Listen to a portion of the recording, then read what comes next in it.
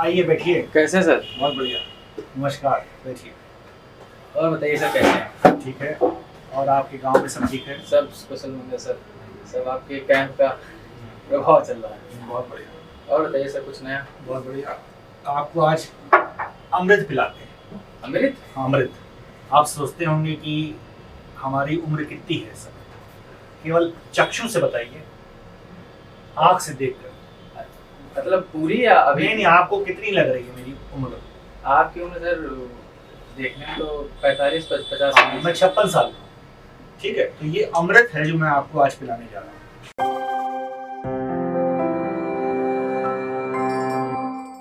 तो ये पंच तत्व का अमृत है। इसमें आप ध्यान दीजिएगा कि इसकी पहले कंसिस्टेंसी पे ध्यान दीजिए। ये जूस है और ये पानी की तरह नहीं बह रहा है, ये इस तरह से बहा, यानी कि ये एक तरह का स्लश है। जूस होते हुए भी गाढ़ा है। तो इसको टेक्नोलॉजी से इसका काम किया गया है। इसमें क्या क्या पड़ा हुआ है?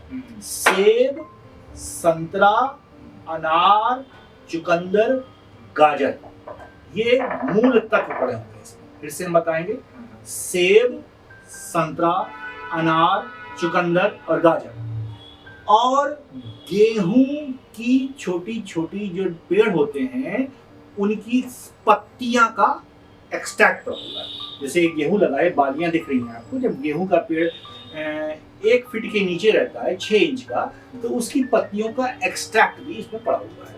तो पत्तियों के एक्सट्रैक्ट में फोलेट होता है। फोलेट हमारे डीएनए को मैच्योर करता है, प्लेटलेट काउंट्स बढ़ाता है, इवन कैंसर के पेशेंट्स में इम्यूनिटी बढ़ाता है, हीमोग्लोबिन बढ़ाता है।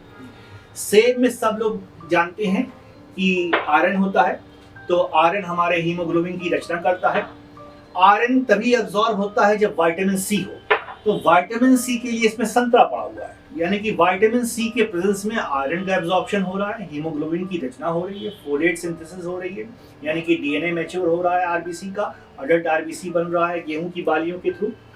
और गाजर पड़ा हुआ है, गाजर विटामिन ए हमारी आंखों की रोशनी के लिए बहुत अच्छा होता है, बच्चों के लिए बहुत अच्छा है। चुकंदर में ग्लाइकोजन का भी मास होता है, रफेज बहुत होता है, और ये हार्ट के लिए बहुत ही अच्छा होता है। यहाँ तक कि आयुर्वेद में ये भी कहा जाता है कि ये जो मूल दवाइयाँ होती हैं हृदय की, उसमें चुकंदर बहुत कारगर है, क्योंकि इसमें जो बीटा कैरोटीनॉइड्स होते हैं, पिगमेंट्स होते हैं, वो एंटीऑक्सीडेंट होते हैं। और हर कार्डियोलॉजिस्ट है, हर फिजिशियन है, आप एक पर्चे में जरूर एंटीऑक्सीडेंट लिखता है, तो ये एंटीऑक्सीडेंट का भी काम करता है। और कॉन्स्टिपेशन भी ठीक करता है, क्योंकि आपने आजकल देखा होगा शहरों में प्रॉब्लम बढ़ती जा रही है कॉन्स्टिपेशन की। एल्डरली में तो पाई जाती है और मिडिल एज में भी पाई जाने लगी है। तो सेब का रोल हो गया, संतरा हो गया, अनार में बहुत सारा आयरन होता है और विटामिन भी होते हैं, वो भी इसमें पड़ा हुआ है। चुकंदर हो गया, गाजर में ग्लाइकोजन मास बहुत होता है। ग्लाइकोजन मास क्या करता है? मेरे जो मसल्स हैं उनको शेप प्रोवाइड करता है, कोलेजन प्रोवाइड करता है। तो हमारी जब कोलेजन की सिंथेसिस हो जाती है तो मेरा चेहरा चमकने लगता है, उसकी आभा बढ़ जाती है। तो ये पंच तत्व हो गए जिसमें ये सब पड़ा हुआ है, और ये फाइबरस फॉर्म में है, जूस फॉर्म में नहीं है, ये पानी के फॉर्म में नहीं है।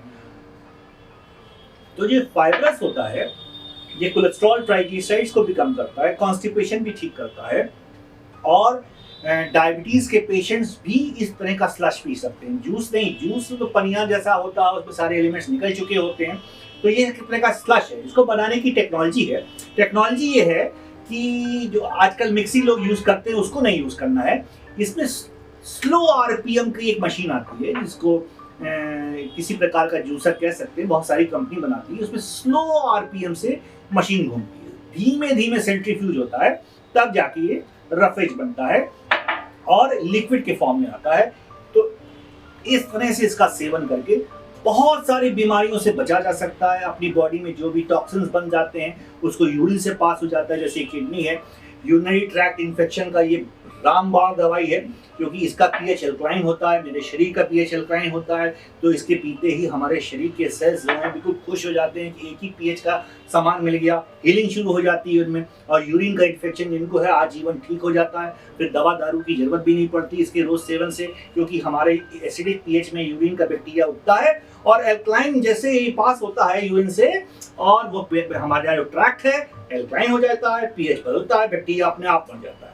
तो इस तरह का ये रामबाण सप्लीमेंट है जो सबको सेवन करना चाहिए। तो आप भी अपने गांव में बताइए, बहुत ही सिंपल सी बात है। सेब, संतरा, अनार, चुकंदर, गाजर और गेहूं की बालियां, जो मतलब जो पत्तियां होती हैं जो यंग स्टेज में होती हैं, फोलेट अपने घर में भी उगा सकते हैं, छोटे गमले में भी उगा सकते हैं, उसकी चटनी भी पी सकते हैं। चटनी में अगर लहसुन डालेंगे तो वो भी कोलेस्ट्रॉल को कम करता है। तो इस समय कहने का मतलब है कि हम खान पान से, सप्लीमेंटेशन से अपनी बॉडी की रोज सर्विस कर सकते हैं, कार्बोरेटर को साफ कर सकते हैं और गाड़ी अच्छी चलेगी, मेरा शरीर अच्छा चलेगा और दीर्घायु को प्राप्त होंगे। जय हिंद, जय भारत।